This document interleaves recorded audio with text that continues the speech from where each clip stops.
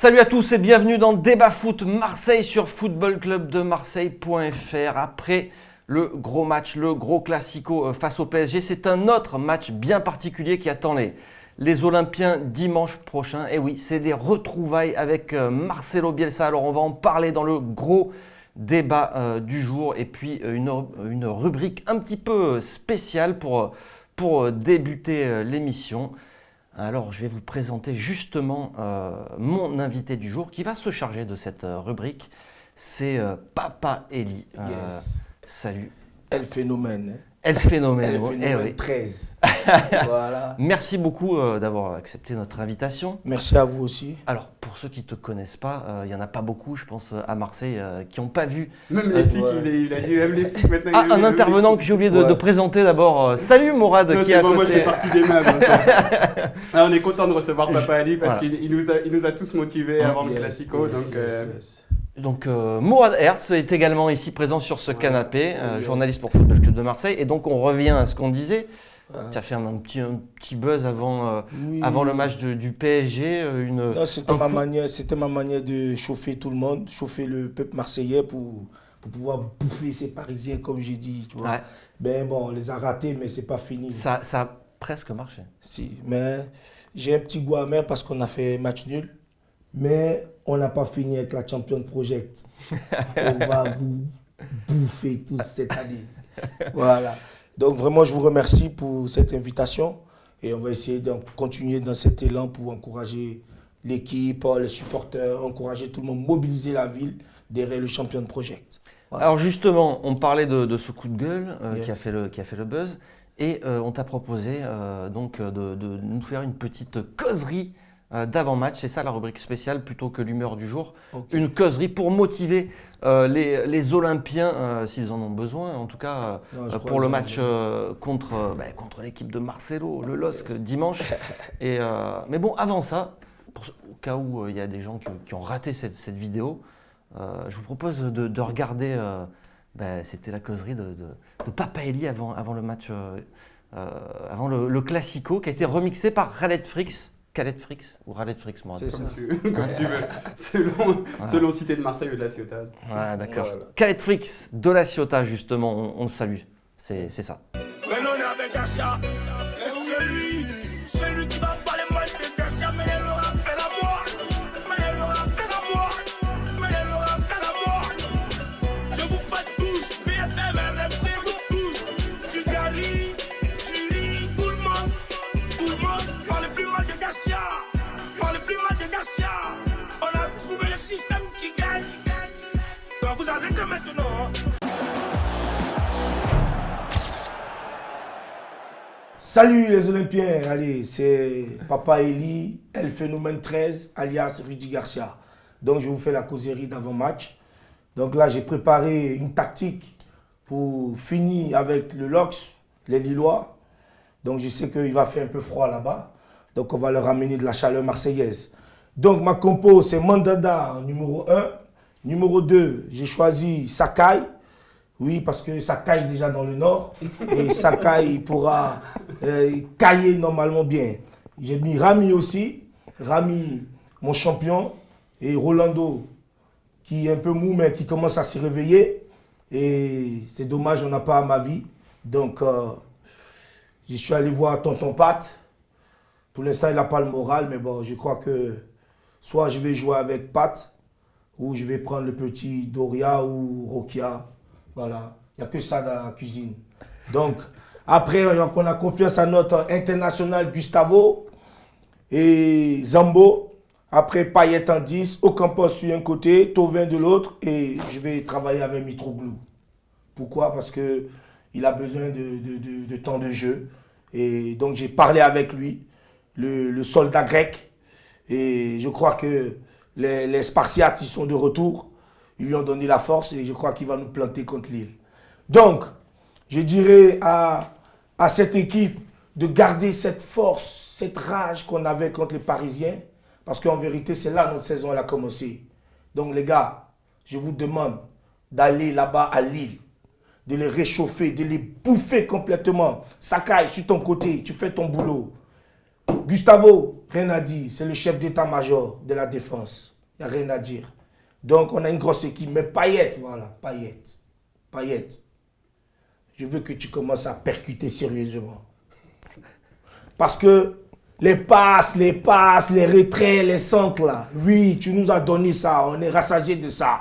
Maintenant, joue en vrai 10, rentre avec le ballon, dribble un peu, Payet. Parce que, je t'ai dit, 35 millions, tu n'as pas encore tout remboursé déjà. Il faut que tu joues pour 35 millions, Payet. Donc, tu te bouges, Payet. Ça, c'est ton match. Combien de dribbles tu fais dans un match? Je ne te vois jamais dribbler un joueur, Payet. Tu fais que des passes. C'est bien les passes, c'est bien les centres. Mais maintenant, dribble un peu, rentre un peu comme Thauvin. Et Thauvin, c'est bien, tu as marqué contre Paris, je suis content. Garde cette même état d'esprit et assure tes finitions. Parce que souvent, tu dribbles au moins 5 joueurs, après tu perds le ballon. Ça ne sert à rien si tu dribbles pour perdre le ballon. Dribble pour mettre le ballon dans le filet. Voilà. Au Campos, toi, ça va, tu es mon soldat. J'ai eu confiance en toi et tu ne m'as pas déshonoré. Toi, tu es le soldat. Donc, continue dans ton état d'esprit. Et Mandanda, toi aussi. Souvent, quand l'équipe ne joue pas bien, toi, tu nous sors des gros matchs. Maintenant, quand l'équipe joue bien, souvent, tu prends des buts bizarres. Là, tu as pris les buts contre Paris. Moi, je te dis, Mandanda, ça ne m'a pas plu. Hein. Parce que le but de Neymar, là, il n'y avait pas de puissance dans sa frappe. Tu as été surpris. Et ça, c'est pas bon pour un grand gardien qui joue à l'équipe de France. Voilà. Et donc, Payet, Mitroglou. Toi, je sais que tu vas planter un but, je sais. Tu n'as pas encore trouvé ton rythme, mais j'ai confiance en toi. C'est pour ça que je te fais jouer. Donc, Rami, j'espère que tu vas bien dormir parce que je sais qu'il y a Pénélope. Hein. C'est Pénélope ou bien c'est Pamela. Et c'est Pamela, donc j'espère qu'elle va te laisser dormir tranquille. Rolando, toi, réveille-toi un peu, Rolando. Arrête d'être mou. Il faut que tu rentres dedans. Voilà. Donc, vous allez là-bas. C'est Bielsa qui est là-bas. Bon, on sait que Bielsa, je ne sais pas comment il a fait pour débarquer à Lille, parce que Lille fait froid là-bas. Bielsa, toi, tu es un Argentin. La méthode Bielsa, ça ne marche pas dans le nord. Ça marche là où il y a la chaleur.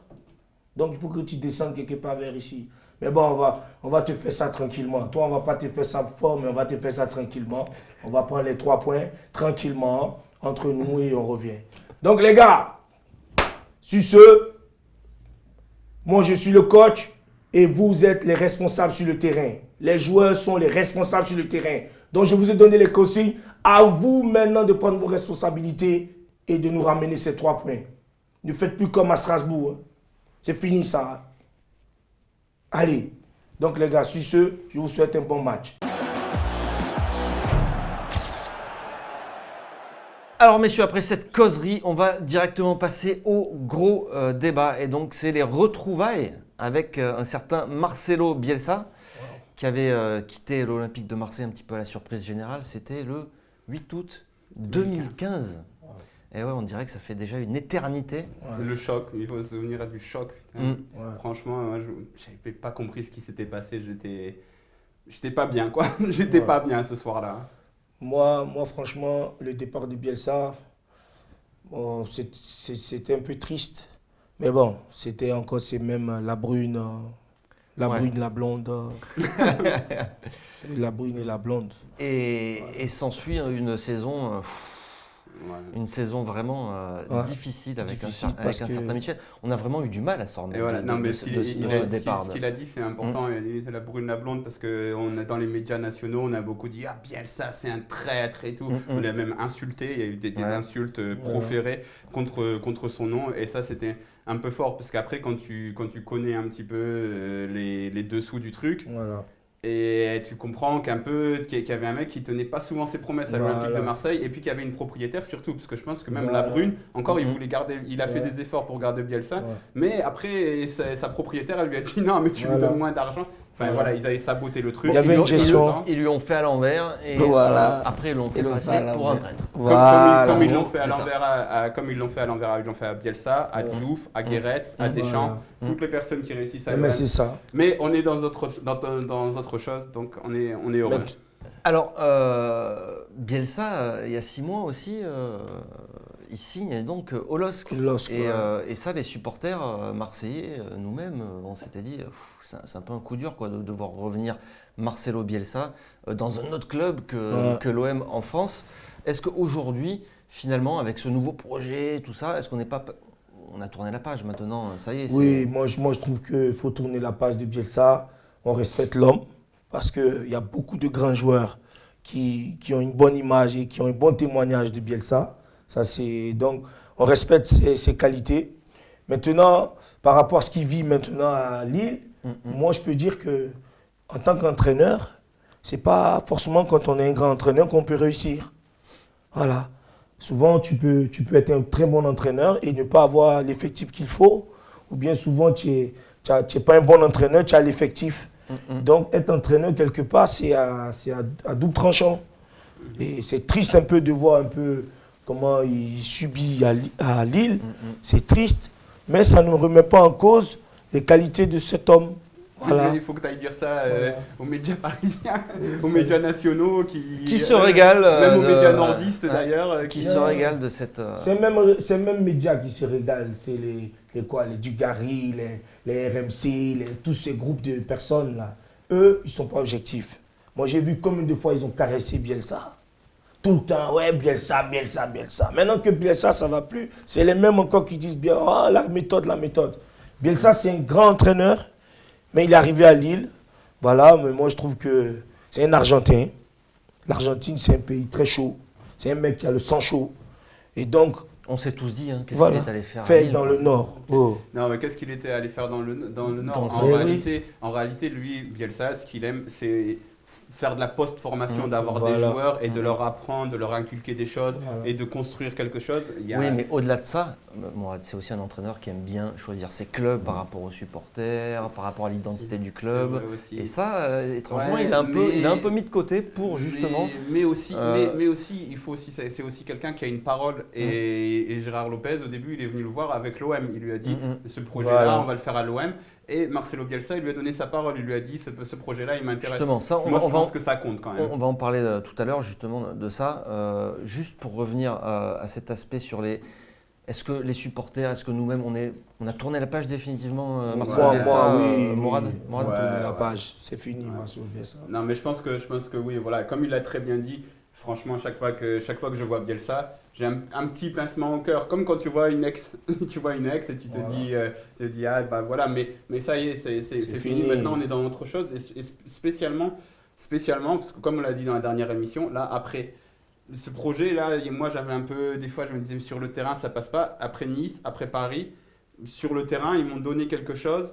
Donc moi si l'OM il me donne quelque chose, même si j'adore Bielsa, je m'intéresse qu'à l'OM et voilà, je pars dans autre chose. Donc là, je suis parti dans autre chose, même si, comme il a très bien dit, j'ai un énorme respect pour Marcelo Bielsa. Et donc, tu en parlais un petit peu tout à l'heure. Ce match-là, Lille-Marseille, c'est aussi un duel de projet. Parce que, et un duel de projet, on sait que Lopez donc, aurait pu racheter l'OM. Au dernier moment, il s'est fait écarter. Et c'est donc McCourt qui a raflé la mise. Mais on aurait pu avoir ce fameux duo Lopez-Bielsa à l'Olympique de Marseille. Alors, est-ce qu'il y a un petit regret quand même par rapport à ça ou pas ? Non, moi je ne regrette pas. Moi je ne regrette pas. D'avoir revu, de pouvoir faire revenir Marcelo Bielsa à Marseille. Il y a beaucoup de supporters qui en ont rêvé, quoi. C'est vrai, les supporters en rêvent. Mais maintenant, on a un nouveau rêve. Il faut vivre toujours des nouveaux rêves. New Dream, comme il dit Martin Luther King, I have a new dream. Moi, j'ai dit, non, il a dit I have a dream. Moi, j'ai dit I have a new dream. Moi, j'ai fait un nouveau rêve. Voilà, c'est ça. Et donc, il y a le projet Marcout qui est arrivé. La Champions Project. Écoute le nom, Champions Project. Les Parisiens jouent la Champions League, nous on joue la Champions Project. Ça veut dire on se prépare, tranquillement, on arrive.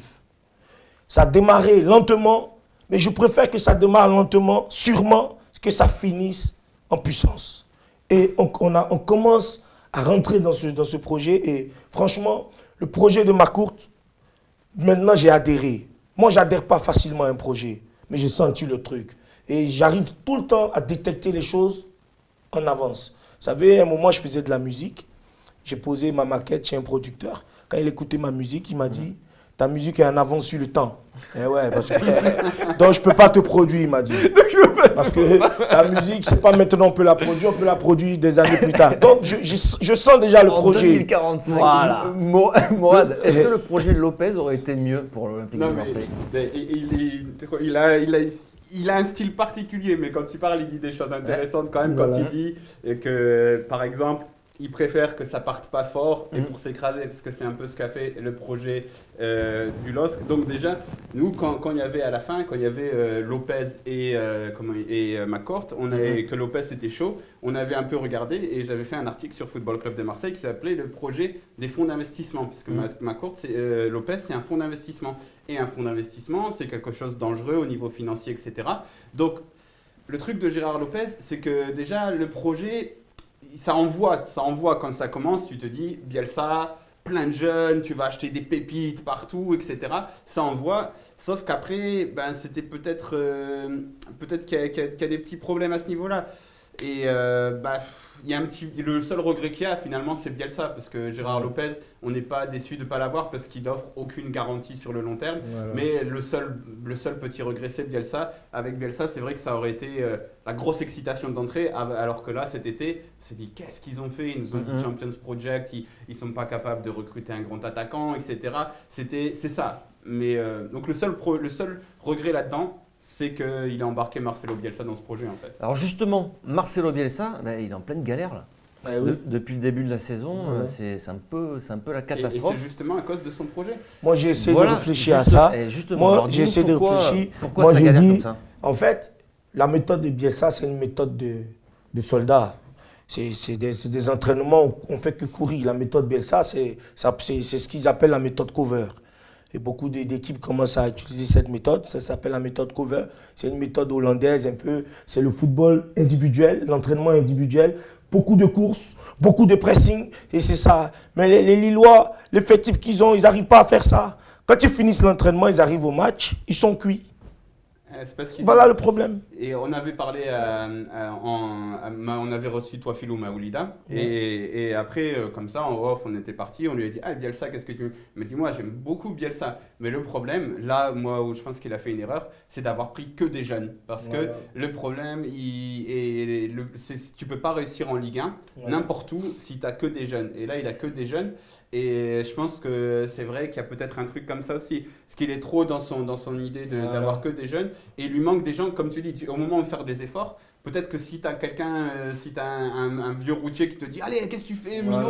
et qui te remotive, peut-être que tu cours plus. Alors que là, déjà, la méthode Bielsa, elle est exigeante. Et les joueurs, en fait, ils manquent de guide sur le terrain. Ils font n'importe quoi. Quand ça fait 2 fois qu'ils concèdent des pénaltys à la dernière minute. À la dernière minute, ils concèdent des pénaltys n'importe comment. C'est que des jeunes, ils savent pas. Le projet, il a quelque chose, mais il lui manque des guides sur le terrain. Il y a un guide en dehors du terrain, c'est Marcelo Bielsa, mais sur le terrain, il n'y a pas de guide, il n'y a que des minots. À l'OM, ça aurait été différent, tu penses? Oui, parce que quand même à l'OM, il y a quand même une petite base. Il y a des joueurs quand même qui ont une certaine qualité. Non mais à l'OM, à Lille, ils ont tous fait partir. Hein. Il y avait Vincent Inyama. Ouais, c'est vrai. Après pour des raisons financières pour certains. Non, c'est pas pour ça, c'est parce que ça rentrait pas dans le projet. Pas Inyama, mais l'attaquant qui fait partir au dernier moment, c'est pour des raisons... De Préville, il a 25 ans, c'est pas Non, mais c'est un de ses meilleurs joueurs. Oui, mais il n'y a que lui, mais sinon 25 tous les ans autres, pour la Ligue 1, c'est expérimenté.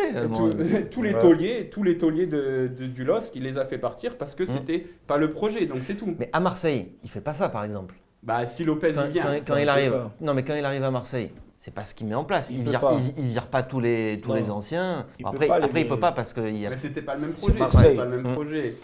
Et donc au-delà du résultat du match, il y a aussi donc une confrontation là entre Garcia et Bielsa. Garcia, n'oublions pas que Garcia lui-même avant il était à Lille. Ouais. Donc en fait, c'est 2 entraîneurs qui ont déjà...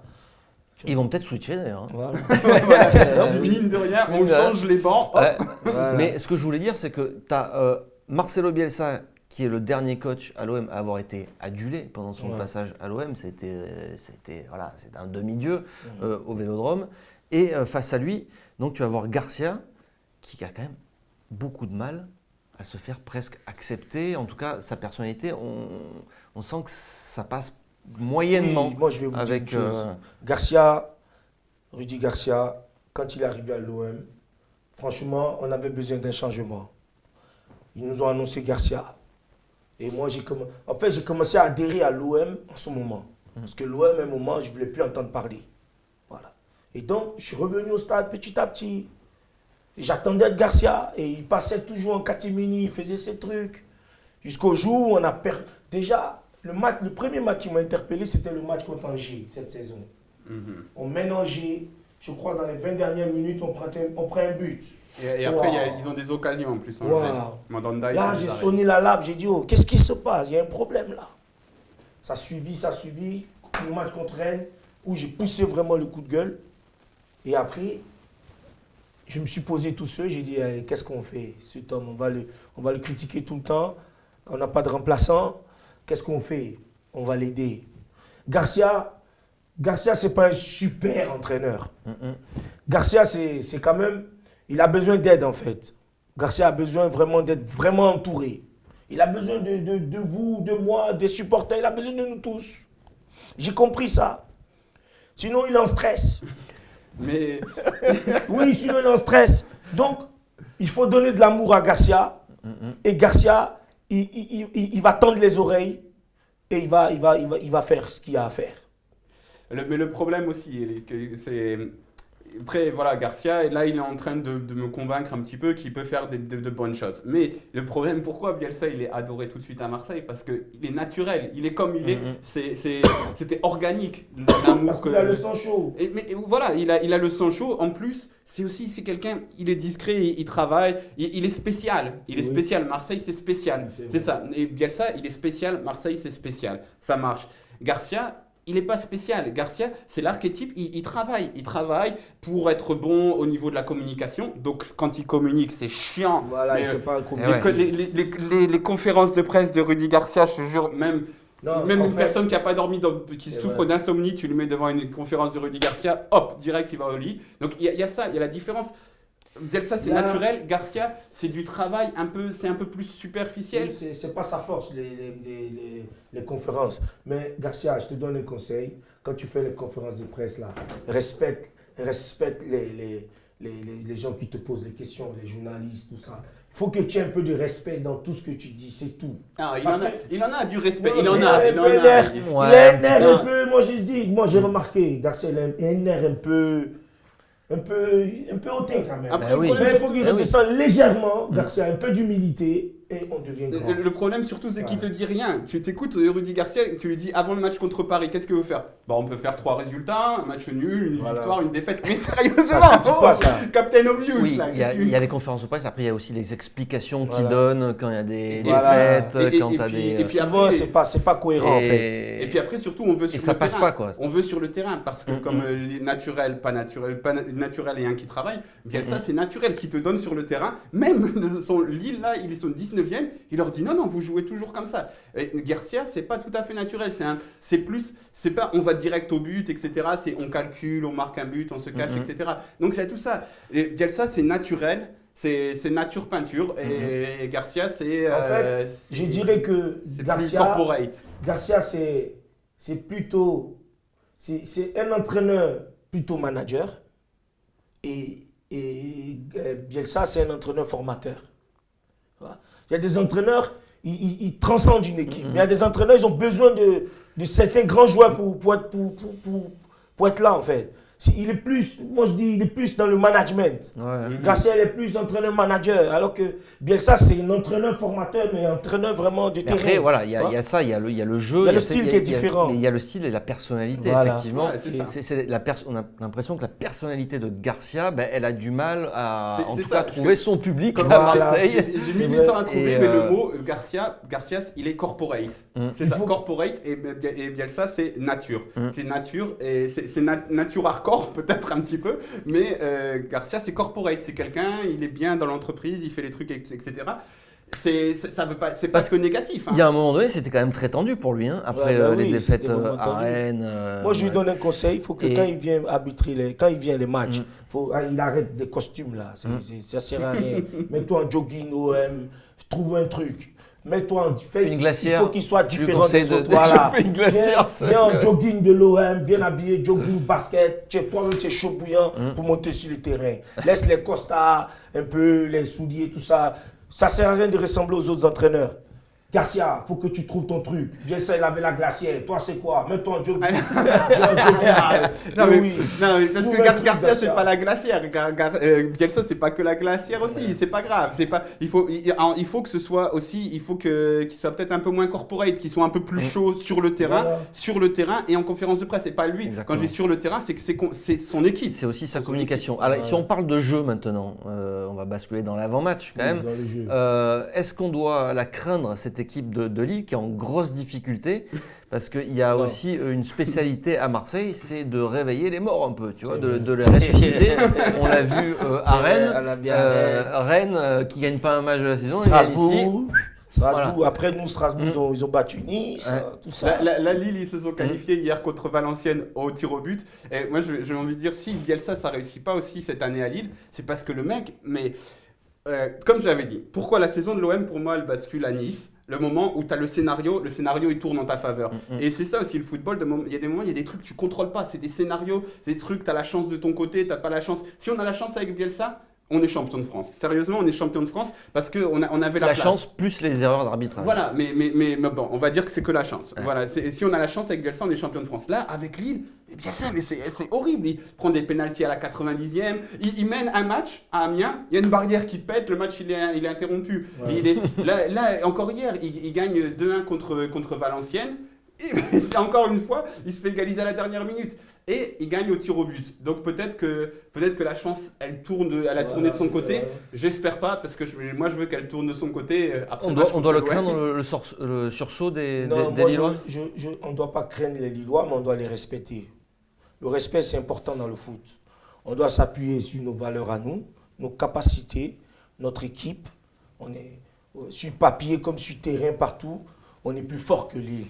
Mais il faut les respecter. L'humilité. Et aller jouer sérieusement, dans le même état d'esprit. C'est-à-dire, quand on voit Lille, il ne faut même pas qu'on voit Lille. Qu'on voit Lille comme si c'était Paris en face de nous. Et qu'on les bouffe, qu'on revienne les 3 points. C'est tout. Maintenant, toutes les équipes qui vont venir devant nous, c'est Paris. C'est-à-dire, on voit la couleur de Paris en eux. Les joueurs qui sont sur le terrain, il faut qu'ils voient des Parisiens. Ça, c'est une bonne méthode. Tout le monde, c'est dit, chaque match, il faut qu'on voit que des Parisiens. Si c'est Lille, on imagine en même temps des Parisiens en face de nous et on les bouffe comme on les a bouffés. Chaque joueur, c'est Neymar. Tout, voilà, on voit Neymar, on voit des Neymar de partout. Et on les bouffe comme on les a bouffés. Comme ça, on prend que des 3 points et là, on va remonter. Parce que cette année, il faut qu'ils arrêtent de nous dire que oui, ils visent la 3e, la 4e place. Ils veulent faire la bouche fine. Là. Non, c'est la 2e place. Cette année, on veut être 2e du championnat. Si on finit 3e, on n'a pas atteint nos objectifs. Les objectifs, ils sont remontés aujourd'hui. C'est plus 2e, 3e. C'est plus 3e, 4e. C'est 2e du championnat parce qu'on a une équipe pour finir 2e du championnat. Même si Monaco nous ont battus, au finish, Monaco, on va les mettre à l'aise. On les attend maintenant le match retour. Bon, allez, je vais aller donner ton numéro de téléphone à Rudy Garcia demain. Il faut que tu donnes. Parce que là, s'ils ont besoin d'un préparateur psychologique et mental. Mental, c'est ça. En plus, ils ont besoin de ça. Parce que là, justement, la question qu'on se pose, Mourad, c'est de savoir si les Olympiens, justement, vont avoir ce même état d'esprit maintenant à chaque match. Mais il leur faut des points. Il a dit plus il faut prendre 3 points parce que on a fait un bon match contre Paris, mais on a pris 1 point contre Strasbourg. Et donc, on a pris 1 point. Donc, tu as pris 2 points en 2 journées. Et là, tu te déplaces chez le 19e, même si Lille, à mon avis, ils vont pas être 19e toute la saison, ils vont se sauver, etc. Mais il faut des points, parce que là, il faut des points, parce qu'il faut que tu vises au moins. Et bon, après, toi, tu es un peu ambitieux, mais c'est bien, il faut être ambitieux. C'est ça l'OM aussi, c'est l'ambition. C'est l'ambition, mais en même temps, quand tu regardes la Ligue 1, c'est accessible. C'est accessible. Voilà, c'est accessible. Et la 3e place, qu'à chaque fois, on dit, ouais, la 3e place, c'est la Champions League. C'est pas la Champions League. La 3e place, c'est les barrages. T'as un club, je pense que t'as un club français qui a passé les barrages dans 5 ou 6 ans. Donc, pratiquement, c'est la Coupe de l'UEFA, c'est l'Europa League, la 3e place. Donc, si t'es vraiment ambitieux, tu vas chercher la 2e place. Ça va être dur parce que Monaco, ils sont pas morts. Ils ont quand même du talent. J'ai vu Tillmans, Keita Baldé, etc. Même Lyon, ils ont du talent quand même. Donc c'est dur, mais si tu es vraiment C'est ça, ambitieux, tu vas Ça va être chercher, la voilà. régularité, hein, C'est c'est ça. tout. C'est ça qui va payer parce C'est qu'en ça. Ligue 1, il n'y a que ça. Tu enchaînes 3 bons matchs, bing, Tu montes d'un coup. tu montes d'un coup. Voilà, Après, il c'est faut avoir ça. cette régularité Voilà. pour y rester. Mais pour Voilà. avoir cette régularité, Mais ce qu'on n'a pas vu, encore une fois, à tous les matchs, c'est l'état d'esprit qu'on a vu à Paris. Donc, Voilà. donc faut trouver maintenant le. En fait, les joueurs aussi, ils ont besoin de prendre les responsabilités. Oh, les gars, arrêtez un peu. Bounassa, il a fait un match. La dernière fois, on l'a donné la note de 7 sur 5. 7, je sais pas, 7 sur 5, 7 et demi sur 10. ouais. La même semaine, il paraît qu'il y avait des vidéos de lui, il était en train de faire la fête dans des conneries, en train de faire des trucs qui ne sont pas sérieux. Ah, c'est vrai. Ah oui, il a Voilà. fumé la chicha Tout 2 et jours tout. avant le. Bah après, c'est les joueurs. tous Oui, les c'est joueurs, sa vie les- privée, mais ta vie privée, on n'a pas besoin de savoir.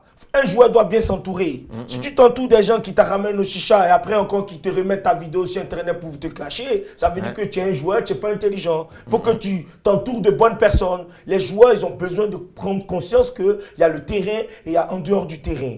Les joueurs marseillais, ils ont besoin d'être professionnels. Ils sont pas pro. Il y a beaucoup qui ne sont pas encore professionnels. Voilà pourquoi le niveau, il ne monte pas. Tu vois. Parce qu'un joueur, c'est comme les étoiles en fait. Chaque niveau, tu passes un cap. Le foot, tu joues au même niveau, après il faut que tu passes un cap. Mais pour passer un cap, il y a des efforts à faire, il y a des sacrifices à faire. Et certains joueurs ne le font pas. Bounassa, ça fait des années, il joue au même niveau. Mais Lui, regarde, t'as l'impression que le cap, il passera pas. mais Eli, regarde en même temps, quel joueur, c'est qui le meilleur joueur de l'équipe actuellement? C'est Gustavo, on est d'accord. Oui. Pourquoi? Ouais, il y a Thauvin aussi. Et c'est ce qu'on disait, ouais, Thauvin. Thauvin aussi. Mais Thauvin, son niveau, c'est le même niveau qu'il a depuis. C'est le même niveau. Il a progressé Il- quand même il dans a la progressé. régularité et tout ça. Mais Oui, pourquoi? mais c'est le même niveau. C'est le même niveau, sauf qu'il arrive à le stabiliser. Voilà, maintenant il faut je suis qu'il d'accord, passe en un fait. cap. Ouais, Il faut qu'il d'accord. passe un cap. Mais quand tu dis passer un cap, regarde, les joueurs français souvent, ce qu'on disait la semaine dernière, les joueurs français, quand ils partent à l'étranger, ils passent un cap parce qu'ils sont professionnels. Quand ils sont en France, ils se disent, bah ça va, hein, ils sont pas, il leur faut plus d'exemples comme Gustavo, comme même Ocampos, il a mis du temps à passer un cap. Mais il a passé un cap. Mais même Thauvin, il a mis du temps à passer un cap. Après, Au Campos, est-ce qu'il a passé un cap ou est-ce qu'il juste Il a passé- là, il a lui passé un aussi, cap. il arrive à. Si, il a passé le premier cap. Ouais. Maintenant, il y a un autre cap. Mm. Il y a le cap du sud, cap du nord, cap du... tu passes tout le temps des caps. Il y a toujours des caps à passer, toujours des niveaux à passer au foot. Il faut que les joueurs se mettent ça en tête. Thauvin, il est remplaçant à l'équipe de France. Maintenant, Le il faut jour qu'il qu'il soit titulaire. joue, Ah voilà, il faut qu'il se dise, maintenant, moi, mon cap, c'est ça. Donc, si tu continues ta manière de jouer toujours à Marseille, eh ben, le banc de l'équipe de France, Ah ouais. tu vas Oui, le pour cirer l'instant, tous les oui, c'est jours. sûr, si. Tous les jours, tu Ah vas ouais, prendre le chiffon, tu vas le nettoyer. Allez, Passez messieurs. le cap, les gars. Eh ouais, passer un cap. Et nous, on va devoir terminer cette émission. Eh ouais, le temps passe vite. Un petit pronostic, allez, c'est toujours délicat, pour ce match à Lille. Moi, je dirais, si me vient à la tête, je dirais 2-0 pour l'OM. Direct. 2-0. 2-0 pour l'OM. Petit but de Mitroglou. Ouais, Mitroglou, il met dedans. Faut qu'il y aille Non, maintenant. voilà, il faut que- Voilà, il voilà. faut qu'il se lance un peu. Rudy, faut que tu, je sais pas, si tu dois aller chercher des femmes grecques pour faire quelque chose. Hein. Pour faire Il a des besoin, incantations. voilà, lui, il a besoin, je sais pas. Lui, on peut lui laisser la permission d'avoir des petites grecques là qui vont. ça doit le réveiller. Il est un peu lourd là, faut le détendre un peu. Voilà, Mitroglou va mettre un but et je crois qu'au Campos, il va récidiver encore. Ça serait pas mal ça. Et toi, Mourad, Là, je pense pronostic 3-2. Je pense 3-2 parce Toi, que tu vois beaucoup de buts. parce que c'est les équipes de l'équipe du LOSC de Bielsa Ouais, déjà ouais. depuis le début de la saison, ils ont C'est vrai des que scénarios qui marchent pas. deux équipes qui concèdent aussi des buts. Hein. Qui concèdent aussi des buts. À mon avis, malheureusement, je pense qu'à un moment, on va se dire, on est tranquille, on va se détendre un petit peu, on va encaisser des buts. Après, on va réagir, on va marquer. Je pense que Mitroglou, il va marquer aussi. Et peut-être, ouais, les joueurs que Toi, Bielsa... t'as des visions, toi, t'as beaucoup de Non, visions. non, quand même. non, je copie. Je copie. Et je pense que dans ce genre de match, c'est aussi les joueurs auxquels Bielsa il a beaucoup cru, genre Ocampos, Thauvin, et qu'il n'a pas réussi à faire exploser à Marseille. Après, ils vont marquer contre lui et tout. C'est un peu le foot, c'est l'histoire Sur du une foot. passe décisive de Tonton Pat. Ah, tonton Pat, boy. Pat, si tu joues ce match-là, faut que tu fasses attention. Hein, parce que. Non, je vais demander à Gustavo, protège un peu Pat. Parce que Bon, ça va, elle a signé un contrat et ça finit quand son contrat en juin. En juin prochain. Ouais. Ça va, on va te faire jouer petit à petit. Tu vas jouer 15 minutes, ça suffit. Il peut jouer que 15 Allez, minutes. merci messieurs, Donc, on allez, s'arrête là merci. pour cette émission. Merci Merci d'être à venu vous, nous voir. Tu merci reviens quand beaucoup. tu veux. Non, ça va. Quand tu veux. La prochaine invitation, quand vous m'invitez, je viendrai. Allez, C'est c'est un cool. plaisir pour moi d'être avec vous. Merci à Ah, Mourad. c'était- Merci à Football Club Club de de Marseille. Marseille. Allez, l'OM. Allez, ciao, ciao, merci à tous. On se retrouve lundi prochain pour un nouveau débat foot Marseille. Ça sera même mardi plutôt, désolé. Ça sera mardi prochain. Yes. Allez, ciao, ciao. Ciao.